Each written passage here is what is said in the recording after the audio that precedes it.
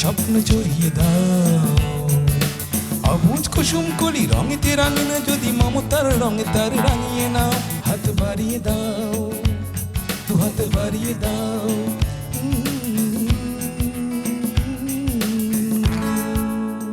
সুপ্রিয় দর্শক, আমন্ত্রণ জানাচ্ছি অটিজম এবং অন্যান্য প্রতিবন্ধিতা নিয়ে RTV নিয়মিত আয়োজন বার্জার পেরেন্টস হাত বাড়িয়ে দিলাম অনুষ্ঠানে। আর আপনাদের সাথে আছে আমি সৈয়দা মুনিরা ইসলাম। দর্শক, প্রতিবন্ধিতা হলো ব্যক্তির শারীরিক, মানসিক, বুদ্ধিবৃত্তিক বা সংবেদনশীল অক্ষমতা যা দীর্ঘমেয়াদে একজন ব্যক্তির দৈনন্দিন কাজকর্ম, সামাজিক অংশগ্রহণ বা পরিবেশের সাথে খাপ খাইয়ে নিতে বাধার সৃষ্টি করে। এটি জন্মগত বা অর্জিতও হতে পারে, যার ফলে ব্যক্তি সমাজে অন্যদের সাথে সমানভাবে অংশগ্রহণ করতে আংশিক বা সম্পূর্ণভাবে সক্ষম হন না। ফলে খুব স্বাভাবিকভাবেই সাধারণ মানুষ থেকে বিভিন্ন ক্ষেত্রে তারা পিছিয়ে থাকেন। আর এই পিছিয়ে পড়ার কারণে তাদেরকে নানা রকম নেতিবাচক অভিজ্ঞতার সম্মুখীন হতে হয়, অবহেলা, অবজ্ঞার পাত্র হতে হয়। অনেকেই প্রতিবন্ধিতাকে আল্লাহ প্রদত্ত শাস্তি অথবা অভিশাপও মনে করেন। আসলে প্রতিবন্ধিতা কি অভিশাপ, নাকি আল্লাহর বিশেষ পরীক্ষা?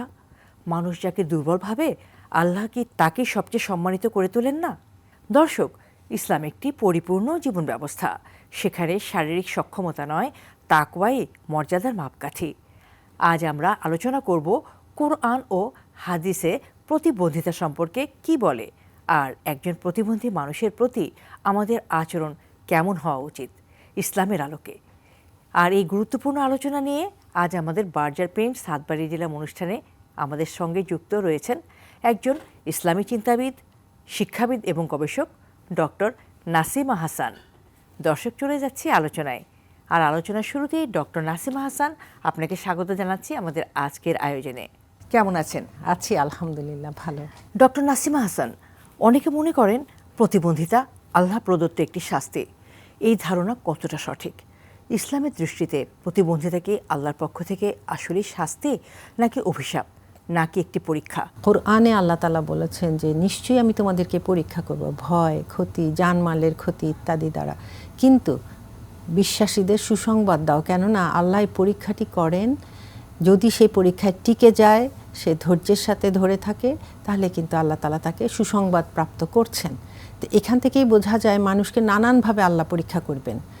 সেখানে এই পরীক্ষার মধ্যেই এটা পড়বে, মানুষের হয়তো কোথাও না কোথাও অক্ষমতা থাকবে। আমরা যতই নিজেকে দাবি করি যে আমার চোখ আছে, কান আছে, হাত আছে, আমি ওদের মতো নই, এটা কিন্তু ভুল। আমরা প্রত্যেকেই কিন্তু কেউই ত্রুটির ঊর্ধ্বে নই।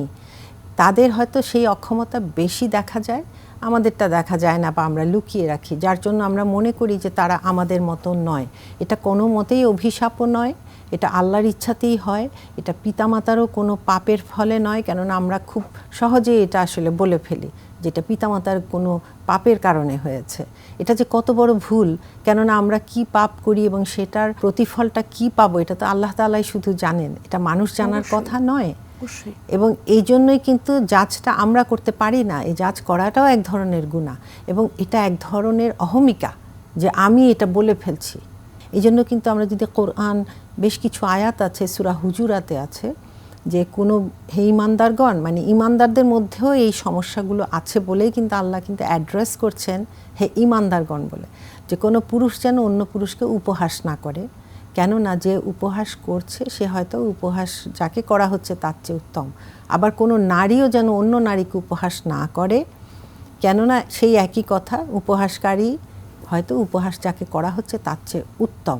এবং এরকম যদি কেউ করে এবং সে যদি আল্লাহর দিকে তওবা না করে, তাহলে কিন্তু তাকে জালিম বা সীমা লঙ্ঘনকারী বলা হচ্ছে। অর্থাৎ এই উপহাস কিন্তু এখানেও এটা অন্তর্ভুক্ত হয়। আমরা কিন্তু এই ধরনের ব্যক্তিদের নিয়ে যাদের কিছুটা অক্ষমতা থাকে নানান উপহাস করা হয়, নাম দেয়া হয়, বাজে নামে ডাকা হয়, তাকে ওইভাবে পরিচয় তুলে ধরা হয়, তার পরিবারকে সেরকম করে চিহ্নিত করা হয়। এগুলো প্রত্যেকটি কিন্তু সীমা লঙ্ঘন আল্লাহ তাআলার দৃষ্টিতে। আপা, আমাদের সমাজে অধিকাংশ সময়ে প্রতিবন্ধী মানুষগুলোকে তুচ্ছ তাচ্ছিল্য করে, করুণা বা অবহেলার চোখে দেখে। ইসলাম কি এটাকে সমর্থন করে? এখানে আমি বলবো কি, একদমই এই যে অবহেলা করা, তুচ্ছ তাচ্ছিল্য করা একেবারেই ভুল, এটা বিভ্রান্তি। এবং এটা আমাদের এই জন্যই এই যে অনুষ্ঠানটা হাত বাড়িয়ে দিলাম, এটাই কিন্তু ইসলামের একটি বেসিক শিক্ষা। সমাজের প্রত্যেকের প্রতি, বিশেষ করে যাদের কিছুটা অক্ষমতা আছে, তাদের প্রতিও আমি কতটুকু সহায়তার হাত বাড়িয়ে দিলাম, এটাই তো ইসলাম আমাকে শেখাচ্ছে। কিন্তু আমরা সেটা না শিখে আমরা করি কি, মানুষের ব্যক্তিগত জীবনের কার কি সমস্যা সেটা নিয়ে বসে যাই, যে ওর এটার জন্য এটা হয়েছে, এটাই আমার কোনো অধিকার নেই। কাজে তুচ্ছ তাচ্ছিল্য তো দূরের কথা, বরং তাদের প্রতি অতি মানবিক হতে হবে, দয়া দেখাতে হবে, সহানুভূতিশীল হতে হবে, তাদেরকে পথ দেখাতে হবে। পথ দেখানো বলতে আমি বলছি তাদের যোগ্যতা অনুযায়ী তাদেরকে সংস্থান করা সমাজে। আমার ক্ষুদ্র চিন্তার একটি বহিঃপ্রকাশ হলো এইটা, যে তাকে আমি তুচ্ছ তাচ্ছিল্য করছি। তো ইসলাম আসলে আমাকে শেখায় মানবিকতা, এবং ইসলাম তো আসলেই পরিপূর্ণ জীবন বিধান, এটা আমাকে সেই জীবন বিধানের দিকে নিয়ে যায়। ডক্টর নাসিমা হাসান, কুরআন কি আমাদের সমাজকে কোনো দিক নির্দেশনা দেয় প্রতিবন্ধী মানুষদের বিষয়ে? হ্যাঁ, এই যে একটু আগে আমি বললাম যে উপহাস না করা, সূরা হুজুরাতে, এটাও কিন্তু একটি দিক নির্দেশনা। কারণ আমরা কিন্তু উপহাস করি, যে তুচ্ছ তাচ্ছিল্য করাটাও এক ধরনের উপহাস। এটা বিভিন্ন ফর্মে হয়ে থাকে, তাই না? কাজে এই যে আয়াতটি আমরা ঈমান আনার পরেও, যেমন এখন একটু রামাদান মাস, আমরা নিজেকে সেই সংযমটা প্র্যাকটিস করছি কিনা, হ্যাঁ, এটা খুব গুরুত্বপূর্ণ।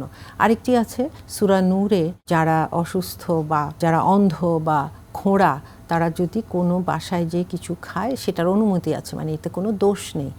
এই যে উল্লেখ করা হয়েছে তাদের অক্ষমতাগুলো, এটাই কিন্তু প্রতীকীভাবে আমরা চিন্তা করতে পারি যে আল্লাহ তাআলা যে কোনো ধরনের অক্ষমতা বিশিষ্ট কোনো ব্যক্তিকে বা কোনো শিশুকে এই অনুমতি দিচ্ছেন যে সে আসলে কোনো বাসায় গেলে এটা এটা এটা করতে পারবে, অর্থাৎ এতে আমাদের কোনো কিছু মনে করার নেই। আবার সূরা ফাতাহ, এটাতে বলা হচ্ছে যে অন্ধ, খোঁড়া, রোগাক্রান্ত এরা যদি যুদ্ধে না যায় তাহলে কোনো দোষ নেই। যুদ্ধ মানেই আমি যদি এটা ধরি প্রতীকী হিসাবে যে রাষ্ট্রের কোনো দায়িত্ব, কিন্তু অক্ষমতার জন্য সেটা সে পারছে না, যেটা নাকি ইন জেনারেল সবাইকেই করতে হতো, তাদেরকে সেখানে অব্যাহতি দেওয়া হচ্ছে। এই অব্যাহতিটা আসলে মানবিক এবং সহানুভূতি থেকে, কেননা তারা হয়তো ওই জায়গায় পারবে না, অন্য কোনো স্থানে তাদেরকে সংস্থান করা যেতে পারে। এই যে উল্লেখটাই আসলে তাদেরকে সম্মানিত করেছে, যে আল্লাহ তাআলা এমনভাবে আয়াতগুলো দিয়েছেন যে আমরা বুঝতে পারি যে যারা আজকে আমরা যে বিভিন্ন নাম দিয়েছি, হ্যাঁ, কেউ অটিস্টিক, কেউ দৃষ্টি প্রতিবন্ধী, তারা যদি এই কাজগুলো না পারেন, রাষ্ট্রীয় পক্ষ থেকে যখন ইন জেনারেল করতে হবে, এটাতে কোনো দোষ নেই। এটা তারা অন্যভাবে তাদের থেকে যেই পটেনশিয়াল আছে সেটা বের করে নিয়ে তাদেরকে কিন্তু কাজে লাগাতে হবে। সমাজের জন্য পথনির্দেশ আমরা দেখতে পাই যে পুরো মানুষকে নিয়েই তো সমাজ, সেটা সেখানে সুস্থও থাকবে, অসুস্থও থাকবে, হ্যাঁ, বিশেষ চাহিদা সম্পন্নও থাকবে, আবার দৃষ্টি প্রতিবন্ধীও থাকতে পারে। সবাইকে নিয়েই তো সমাজ, এবং এটা বাদ দিয়ে নয়, ওইভাবেই চিন্তা করতে হবে। আপা, হাদিসে প্রতিবন্ধী ব্যক্তিদের সঙ্গে আচরণ সম্পর্কে কি বলা হয়েছে? হাদিসেও যদি দেখি, আমরা দেখব কি খুব সুন্দর সুন্দর হাদিস আছে। যেমন একটি আছে এরকম, তোমরা যদি একটি অন্ধকে পথ দেখাও সেটা যেন সাদাকার সমান।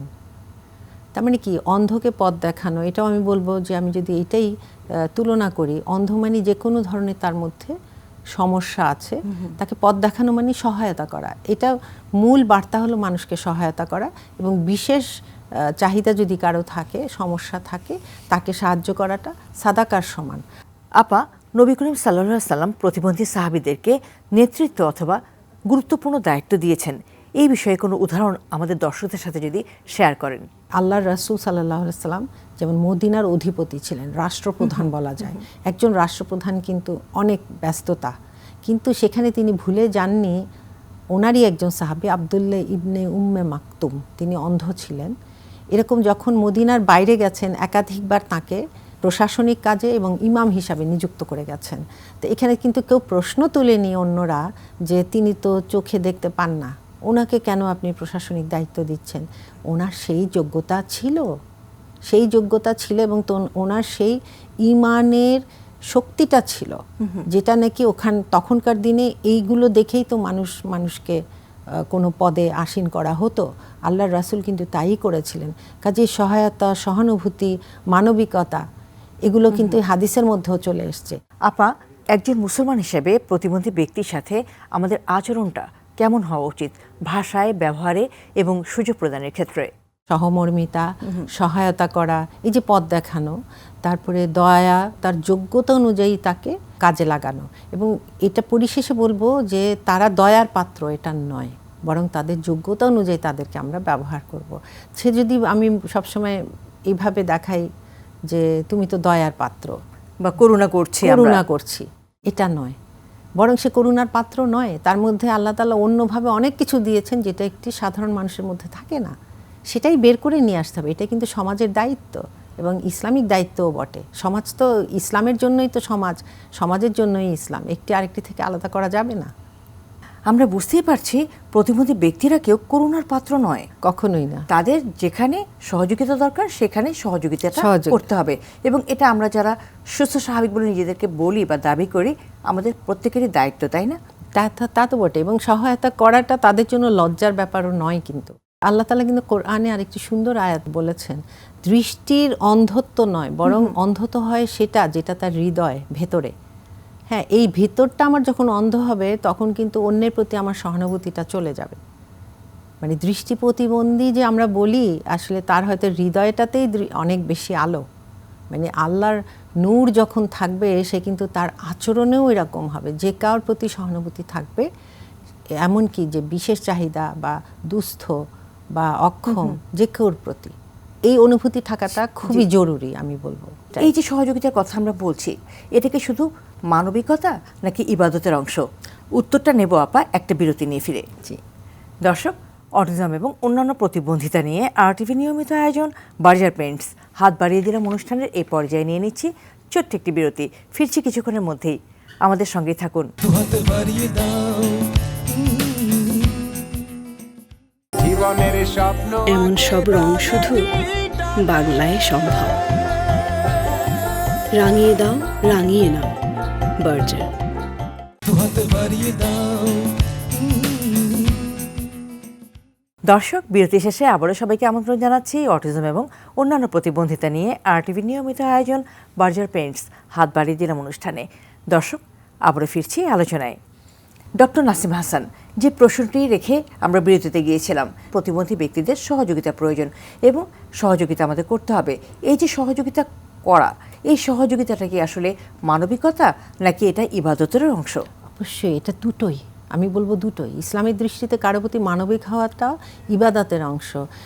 ইনফ্যাক্ট আমাদের এই 24টা ঘন্টা যে আল্লাহ তাআলা দিয়েছেন, আমরা যতক্ষণ আল্লাহর হুকুমের আওতায় থাকব, তার প্রতি আনুগত্যটা থাকবে, আমার প্রতিটি কাজই কিন্তু ইবাদা। এমনকি আল্লাহর নাম নিয়ে যে আমি খাদ্য গ্রহণ করি, এটাও কিন্তু ইবাদা। সেরকম মানুষের প্রতি মানবিক হওয়াটা আমার ইবাদাও, মানুষের প্রতি দয়া দেখানোটাও ইবাদা। কারণ আল্লাহ তো আমার প্রতি দয়া দেখাচ্ছেন। হাদিসেই আল্লাহ তাআলা বলেছেন যে দুনিয়াবাসীর প্রতি তুমি দয়া প্রদর্শন করো, তাহলে আসমানে যে আছেন আরশের অধিপতি তিনিও তোমার প্রতি দয়া দেখাবেন। অর্থাৎ জীব থেকে শুরু করে মানুষ সবাইকেই আমার দয়া করতে হবে, শুধু মানুষ নয়, আমার পরিবেশকেও কিন্তু এটা বলা হচ্ছে। তো এখানে তো একজন অক্ষম ব্যক্তি বা বিশেষ চাহিদা সম্পন্ন ব্যক্তিরাও চলে আসছেন। আজকে আমি যেই জায়গায় আছি, আমি যে দুদিন পর তাদের জায়গায় চলে যাব না, এটাও তো কেউ জানে না, তাই না? কাজে সবসময় শুকরিয়ার মন যদি আমার থাকে, আমার যত কিছু আছে তা দিয়ে কিন্তু আমি মানুষের কল্যাণ করবো। এই কল্যাণ করার অর্থই হলো কিন্তু অন্যের প্রতি মানবিক হওয়া, সাহায্যের হাত বাড়িয়ে দেয়া। আমাদের নবী করিম সাল্লাল্লাহু আলাইহি সাল্লাম, ওনার যে সাহাবীরা ছিলেন, সাহাবীদের মধ্যে নিশ্চয়ই কেউ না কেউ তো প্রতিবন্ধী ছিলেন বা বিশেষ চাহিদা সম্পন্ন ছিলেন। একটু আগে আপনি একটি উদাহরণও দিয়েছেন, একজন অন্ধ বা দৃষ্টি প্রতিবন্ধী সাহাবীকে উনি একটা গুরুত্বপূর্ণ দায়িত্ব দিয়েছিলেন। তো এরকম নিশ্চয়ই আরও অনেক দায়িত্ব দিয়েছেন, গুরুত্বপূর্ণ বা নেতৃত্ব নেয়ার মতো দায়িত্বও দিয়েছেন। আপনি যদি কয়েকটি উদাহরণ আমাদের দর্শকদের সাথে শেয়ার করেন। আব্দুল্লাহ ইবনে উম্মে মাকতুম রাদিয়াল্লাহু আনহুর কথা, যিনি মদিনার প্রশাসক নিযুক্ত হয়েছিলেন ওনার অনুপস্থিতিতে, এবং তাকে নিয়েই কিন্তু সূরা আবাসা, হ্যাঁ, আমপাড়ায় একটি সূরা আছে, এটা আমরা জানি। সেই সূরাটি কিন্তু শুরুটা ওনাকে নিয়ে। তো এটা একটি বিশাল ব্যাপার যে একজন প্রতিবন্ধী ব্যক্তিকে নিয়ে আল্লাহ তাআলা কিন্তু কোরআনে আয়াত পেশ করেছেন। এর চেয়ে বড় মর্যাদার আর কিছু হতে পারে না। এবং তার মধ্যে সেই প্রশাসনিক যোগ্যতা ছিল, ইমাম হওয়ার যোগ্যতাও ছিল, এবং তিনি ইমানের বলে বলিয়ানও ছিলেন। হয়তো আমরা খুঁজলে এরকম আরও পাবো, কারণ আল্লাহর রাসূল তো সহানুভূতি সম্পন্ন লোক ছিলেন, মানুষকে তাদের যোগ্যতা অনুযায়ী কাজে লাগিয়েছেন। এই উদাহরণগুলো আমাদেরকে বুঝতে শেখায় যে আমাদের নবী করিম সাল্লাল্লাহু আলাইহি সাল্লাম কতটা দয়ালু ছিলেন, কতটা সহমর্মী ছিলেন, এবং আল্লাহ তাআলা কতটা বিবেচক, তাই না? যে উনি কিন্তু ওনার প্রত্যেকটা বান্দার দিকেই সমান নজর রেখেছেন, এবং কোন বান্দাকে কিভাবে আচরণ করতে হবে, কিভাবে তার সাথে মিশতে হবে, তাকে কিভাবে সহযোগিতা করতে হবে, সেটাও কিন্তু বলে দিয়েছেন। অবশ্যই একজন মুসলমান হিসাবে প্রতিবন্ধী ব্যক্তিদের প্রতি আমাদের আচরণ কেমন হওয়া উচিত, ভাষায়, আচরণে এবং সহযোগিতা বা সুযোগ প্রদানের ক্ষেত্রে? এটা আসলে আমাদেরকে নিজেদের প্রথম হয়েছে কি জ্ঞান অর্জন যে ইসলাম বলেছে করতে, মানে জ্ঞান অর্জন যে ফরজ, এই জ্ঞান অর্জনের মাধ্যমেই আমরা জানবো যে অন্যান্য ব্যক্তিদের মধ্যে যে একটু করে অক্ষমতা আছে কম বেশি, তাদের সাথে আমি কিভাবে ডিল করব, এটা আমার জানাটাও কিন্তু উচিত। বিশেষ করে যখন আমাদের ভেতরেই আমরা এটা পাবো এই ধরনের ব্যক্তিদের। কাজে প্রথম হলো জানা যে তাদের সাথে আমি কি ধরনের আচরণ করব, কারণ তাদের সম্পর্কে না জানলে কিন্তু আমি বুঝবই না। হ্যাঁ, যেমন একজন ডিমেনশিয়ার রোগী যদি হয়, তার সাথে কিন্তু তর্কে গেলে দেখা যাবে তার সব কিছুই অনেক বেশি নেতিবাচক হয়ে যায় আচরণ। সেরকম অটিজম বা ওই ধরনের যাদের সমস্যা থাকে তাদের সাথেও কিন্তু আমাদের আচরণে সেজন্য অনেক বেশি জানাটা প্রয়োজন।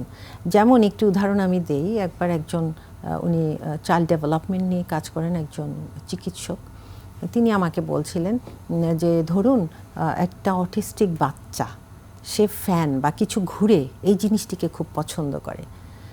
তা আমি আর আপনি যদি ওই ফ্যান দেখে ওর যে ভালো লাগে ওই রকম ওর জীবনের জন্য আমরা যদি ফ্যানের মতো হতে পারি, এটা জাস্ট একটি দৃষ্টান্ত আমি দিলাম, অর্থাৎ তার সে সুদিং হবে, তার জন্য আমার আচরণ মানে সে বিক্ষিপ্ত হবে না, এই ধরনের হতে হবে। এবং এক একজন এক এক রকম, কারণ এই ধরনের প্রতিবন্ধিতার পর্যায়ে থাকে, তাই না? কেউ কম, কেউ বেশি, কেউ আরও বেশি, কেউ ভায়োলেন্ট। কাজে তাদের জন্য হলো এটা হলো এক। দ্বিতীয়ত হলো তাদের সাথে ইন্টারাকশানে যাওয়া। আমাদের অনেক সময় আমরা করি কি অ্যাভয়েড করি। হ্যাঁ, লিফটে দেখা হলো বা পুরো বিল্ডিংয়ে একটা পার্টি হচ্ছে, দেখা গেল ওই পরিবারটাকেই বলাই হয়নি, হ্যাঁ, দাওয়াতই দেওয়া হচ্ছে না, কারণ তার ঘরে একটি অটিস্টিক বাচ্চা আছে, আমার বাচ্চারা মিশবে কি না, কীরকম লাগবে, দেখতে কেমন লাগবে, এই যে জিনিসটি, এটা তো তার জন্য পরীক্ষা। এটা কিন্তু আমার মধ্যেও পরীক্ষা আল্লাহ নিচ্ছেন যে আমি তাকে মানবিক হলাম কি না।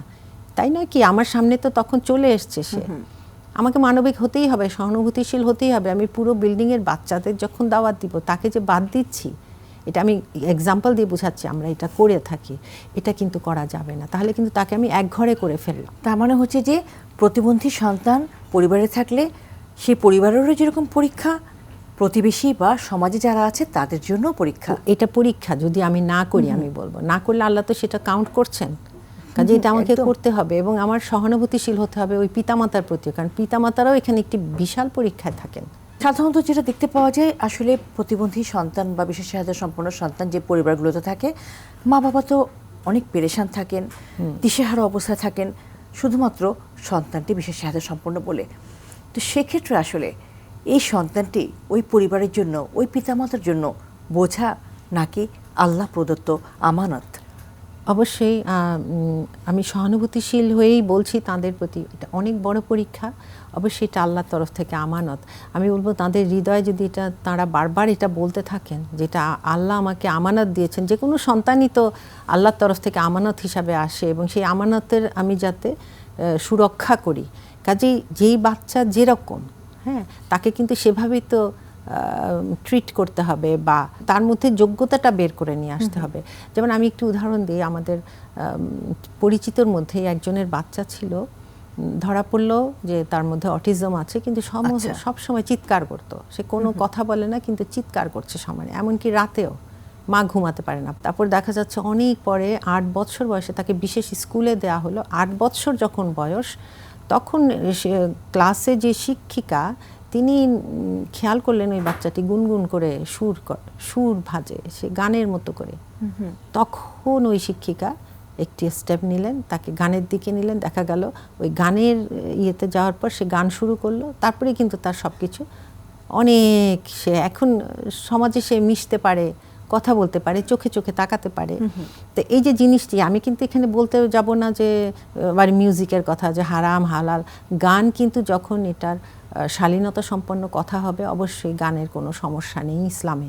তা আমরা যদি অনেকে মনে করি আহা এটা তো গুনাহ করে ফেললাম কিনা, এটা নয়। কাজে এইটাই আমি বুঝাতে চাচ্ছি যে যেই বাচ্চার যে সমস্যা ওটা চিহ্নিত করা এবং তাকে আবার মেইন স্ট্রিমে নিয়ে আসা, এটা কিন্তু সম্ভব।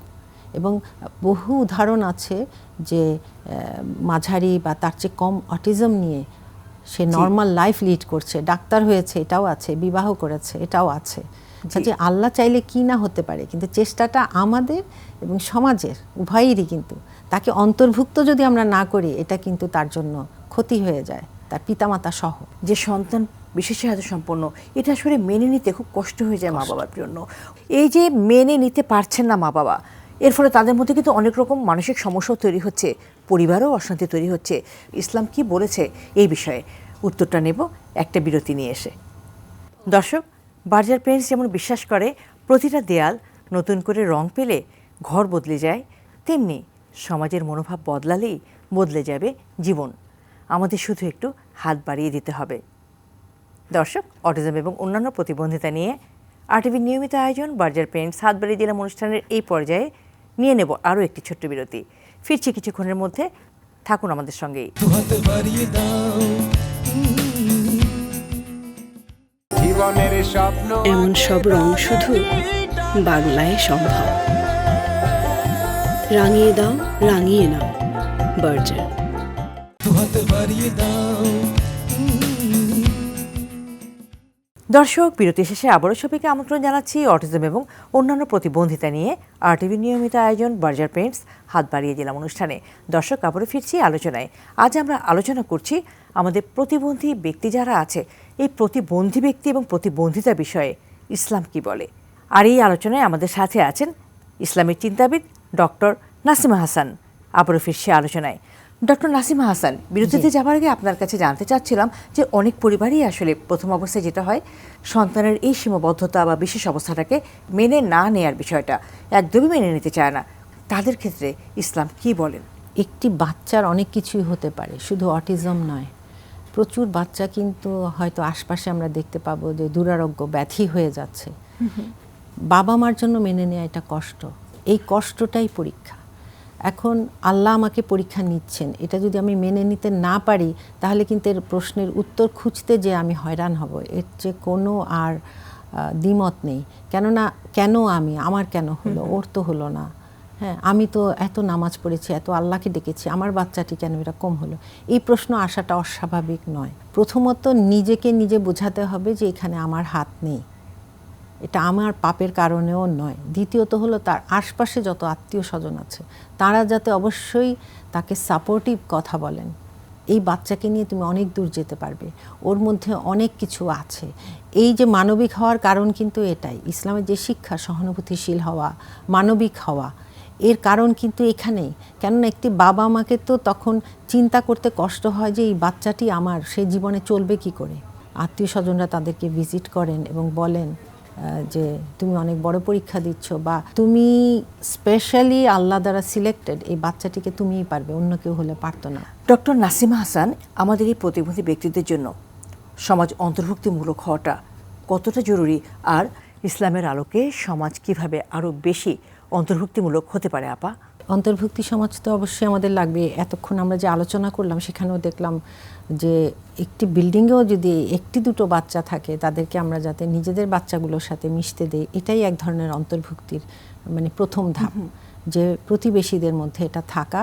দ্বিতীয়ত সচেতনতামূলক যদি অনুষ্ঠানগুলো আমরা করতে পারি, যেমন মিডিয়ার এখানে অনেক ভূমিকা রয়েছে, সেখানে যেমন এই যে আপনার এই অনুষ্ঠানটি, এটাই কিন্তু মানুষের মনে অনেক কিছু ইতিবাচক বার্তা যাবে, যেটা মানুষ আসলে যেই চিন্তা করতো সেটা থেকে বের হয়ে আসতে পারবে এবং বুঝতে পারবে যে সমাজে আসলে এদেরকেও দরকার। তাদের মধ্যে যেই দক্ষতা আছে, অনেক আছে হাতের কাজ খুব ভালো করে, আর্ট খুব ভালো করে, আমি নিজেই দেখেছি তারা ব্যাগ বানিয়েছে, সেই ব্যাগের মধ্যে ডিজাইন করেছে। কাজে তাদের দক্ষতা ও যোগ্যতা অনুযায়ী তাদেরকে যদি আমরা কাজে না লাগাই, তাহলে মুসলিম উম্মাহ মুখ থুবড়ে পড়বে, আমরা মুসলিম দেশগুলো পিছিয়ে যাব। একটি দেশ কিন্তু এগুতে পারবে না, সেখানে নর এবং নারী এবং অন্যান্য যারা সদস্য যে যেভাবেই আছেন তারা যাতে এগিয়ে যান।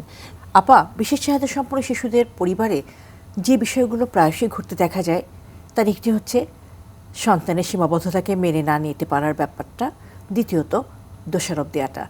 স্বামী স্ত্রীকে, স্ত্রী স্বামীকে, কিংবা পরিবারের অন্যান্য সদস্যরা বাচ্চাটার মাকে। তা আপা, ইসলাম কি বলে এই বিষয়ে? আমি বলবো যে আমাদের সামাজিকভাবে যেটা আমরা অনেক সময় করি, এটা আসলে মূল থেকে উৎপাটন দরকার। যেমন একটি মেয়ের কেন কন্যা সন্তান হলো, এটা নিয়েও কিন্তু দোষারোপ করে। যেই সমাজে এখনো এই ধরনের ধারণা প্রচলিত আছে, সেখানে তো বিশেষ চাহিদা সম্পন্ন শিশু মানে তাকে আরও আমাদেরকে অনেক দূর যেতে হবে। তারপরে আমি বলবো যারা শিক্ষিত হচ্ছেন তারা কিন্তু বুঝতে পারেন। এবং আমি কিছু লেখা দেখি এসব মায়েদের যারা বলেছেন যে আল্লাহ তাআলা আমাকে অনেক কেয়ারিং বলেই আল্লাহ তাআলা এই ধরনের একটি বাচ্চা আমাকে উপহার দিয়েছেন, এটা যে কোনো মাকে দেননি। অর্থাৎ সেই দিক থেকে উনি ভাগ্যবতী। আর আল্লাহ তাআলা তো বলেই দিয়েছেন যে আমি আমার বান্দার ভারের অতিরিক্ত কিছু দেই না, যতটুকু পারবে ততটুকু ভারই আমি তাকে দেই। অবশ্যই এই ধরনের আয়াতগুলো যদি সে চিন্তা করে, পড়ে, অনুধাবন করে। এবং আরেকটি ব্যাপার হলো আমার তাকদীর, এটা তো আল্লাহ তাআলাই নির্ধারিত করেছেন যে এই বাচ্চাটি আমার ঘরেই আসতো, এবং এই বাচ্চাটি আমার ঘরে এসে আসলে আমার কেয়ারের জন্যই আল্লাহ তাআলা পাঠিয়েছেন। এভাবে যদি চিন্তা করে তাহলে কিন্তু তার কষ্টটা অনেকখানি লাঘব হবে। এবং আমি বলবো আশপাশের মানুষকে অনেক সহানুভূতিশীল ও সম্মানজনকভাবে তার সাথে ব্যবহার করতে হবে, যে আসলে সে তো অনেক বড় কাজ করছে, তাই নয় কি? একটি সমাজে এই সন্তানটিকে সে বড় করছে মানে কি? আমি তো একটি মাকে দেখেছি, গরিব মাকে, তার এই ধরনের বাচ্চা, সে 18 বছর পর্যন্ত কিন্তু এই বাচ্চাকে কোলে করে আমার বাসায় আসতো, কিছু কাজ করে দিয়ে যেত জাস্ট আয়ের জন্য। তো কষ্ট লাগতো যে, কিন্তু সেটা করেছে ধৈর্য সঙ্গে। এই ধৈর্য সে কোথায় পেল? তার মাঝে মাঝে মনে সেও এক্সাম্পল অন্য মায়েদের জন্য, কারণ তার অর্থের কোনো সেরকম যোগান নেই। পরবর্তী জীবনে নিশ্চয়ই আল্লাহ তাআলা তার জন্য অনেক বড় প্রতিদান রেখেছেন। এটা আল্লাহ প্রদত্ত, এবং আল্লাহ তাআলা তাকে এইভাবেই চুজ করেছেন, পছন্দ করে দিয়েছেন এই বাচ্চাটিকে এই ঘরে, এবং নিশ্চয়ই সেটার জন্য আল্লাহ সেরকম প্রতিদানও লিখে রেখেছেন। আল্লাহ তো কতভাবে মানুষকে পরীক্ষা করেন। আর সেক্ষেত্রে যদি সেই আমানত যদি বলি, আল্লাহ তাআলা প্রদত্ত আমানত, তাকে যদি আমরা সঠিকভাবে সাপোর্ট না দিই, যত্ন না নিই, জবাবদিহিতার একটা ব্যাপার থাকবে, অনেক বেশি হবে। এবং আমি বলবো যে এই জায়গায় আল্লাহ তাআলা নিশ্চয়ই তার অন্যদিকে সব কিছুকে সহজ করে দেন, নিশ্চয়ই দিবেন যখন সে মনোযোগ দিয়ে এটা মেনে নেবে। মূলত স্কলাররা বলেন যে আল্লাহর তরফ থেকে যেটা আসে সেটা যেরকমই হোক, কঠিন বা পরীক্ষা, সেটা যদি সে মেনে নেয় তাহলে কিন্তু এটা সহজ হয়। মেনে নিতে না পারলেই কিন্তু আমরা কি করি, দোষারোপ করি, কারণ খুঁজতে যাই, আরও হয়রান পেরেশান হয়ে জিনিসটাকে জটিল করে ফেলি। জটিল হয়ে যায় যখন দেখা যাচ্ছে যে বাবা মাকে দোষারোপ করে বাচ্চা সহ মাকে পরিত্যাগ করলো। এটা খুব কঠিন একটা অবস্থা, এবং পরবর্তীতে কোনো খবরও নেয় না। একটি নিয়ম করা উচিত, বা এই ধরনের কোনো সেন্টার থাকা উচিত যেখানে এই কমপ্লেনগুলো জমা হবে, বা রাষ্ট্রীয়ভাবে এটা উদ্যোগ নেওয়া উচিত যে এরকম হলে যাতে রাষ্ট্র জিনিসটা ব্যবস্থা করে, যে কোনো না কোনোভাবে তার ভরণ পোষণ, তার খোঁজ খবর, কারণ ভরণ পোষণ তো আছে, খোঁজ খবর নেওয়াটাও তো তার জন্য একটি মেডিসিনের মতো কাজ করবে, তাই না? আমরা আমাদের আজকের অনুষ্ঠানের একেবারে শেষ প্রান্তে চলে এসেছি। পরিশেষে আমাদের বিশেষ চাহিদা সম্পন্ন এই বাচ্চাগুলোর যে পরিবারগুলো আছে, এই পরিবারগুলোর উদ্দেশ্যে যদি ইসলামের আলোকে কোনো দিক নির্দেশনামূলক পরামর্শ দেন আপনি। আমার পরামর্শ হলো এটাই, আপনারা যতগুলো দোয়া আছে সন্তান সম্পর্কিত ইসলামের যে কোরআনে, সেগুলো পড়বেন। যেমন সূরা ফুরকানে আছে, রাব্বানা হাব লানা মিন আজওয়াজিনা ওয়া যুররিয়াতিনা কুররাতা আয়ুনিন ওয়াজআলনা লিল মুত্তাকিনা ইমামা। এই সন্তানদেরকে আপনাদের জন্য চক্ষু শীতলকারী আল্লাহ তাআলা বানিয়ে দিক। দ্বিতীয়ত হলো আল্লাহ আপনাদের এই পথ চলাকে সহজ করে দিক। আল্লাহ কি না পারেন, হ্যাঁ, আল্লাহ তো কত ধরনের পরীক্ষা করেন, এবং আপনাকেও সেই পরীক্ষাই করছে, এবং এই পরীক্ষা সাময়িক। এখানে যদি আমরা টিকে থাকতে পারি তাহলে কিন্তু নিশ্চয়ই আল্লাহ তাআলা আখিরাতে আমাদেরকে অনেক বড় সুসংবাদ আমাদের জন্য অপেক্ষা করবে। তা আল্লাহ তাআলা আমাদের সবাইকে তৌফিক দিন, আমরা যাতে হাতে হাত ধরে সবার জন্য সবাই হাজির হতে পারি, সহানুভূতি নিয়ে, দয়া নিয়ে, এবং সম্মানের সাথে তাদের দক্ষতাকে কাজে লাগাতে পারি ইনশাআল্লাহ। অনেক ধন্যবাদ। দর্শক, ইসলাম আমাদের শিখিয়েছে চোখ না থাকলেই অন্ধ নয়, হৃদয়ে দয়া না থাকলেই মানুষ অন্ধ। প্রতিবন্ধিতা কোনো দুর্বলতা নয়, বরং আল্লাহর পক্ষ থেকে ভিন্নভাবে সক্ষম হওয়ার এক অনন্য প্রচেষ্টা, পরিচয়। দর্শক, আজকের আলোচনা থেকে আমরা শিখলাম সম্মান, অধিকার ও ভালোবাসা, এই তিনটি একজন প্রতিবন্ধী মানুষের প্রাপ্য, করুণা নয়। এই মানবিক বার্তা নিয়েই বার্জার পেইন্টস হাত বাড়িয়ে দিলাম, কারণ একটুখানি হাত বাড়ালেই বদলে যেতে পারে একটি জীবন।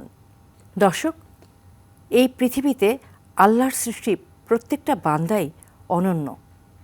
সবাইকে সমান মর্যাদা দেব, সম্মান দেব, এটাই হোক আমাদের এই রমজানের প্রতিজ্ঞা। পরিশেষে সবাইকে শুভেচ্ছা এবং শুভকামনা জানিয়ে আজকের মতো এখানেই শেষ করছি অটিজম এবং অন্যান্য প্রতিবন্ধিতা নিয়ে আরটিভির নিয়মিত আয়োজন বার্জার পেরেন্টস হাত বাড়িয়ে দিলাম অনুষ্ঠান। দেখা হবে আগামী পর্ব।